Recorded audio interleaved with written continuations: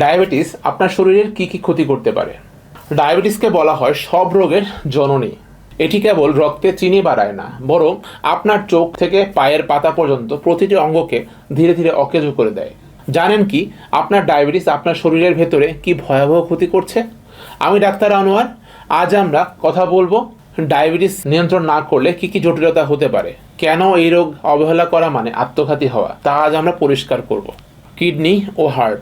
অনিয়ন্ত্রিত sugar kidney বিকল করে দেয় এবং হার্ট অ্যাটাকের ঝুঁকি বহুগুণ বাড়িয়ে দেয়। চোখ ও স্নায়ু। এটি চোখের রেটিনা নষ্ট করে অন্ধত্ব ডেকে আনতে পারে। এছাড়া স্নায়ুর ক্ষতি করে পায়ে অবশ ভাব বা ডায়াবেটিক ফুট তৈরি করে, যা থেকে গ্যাংগ্রিন হতে পারে। যৌন সক্ষমতা।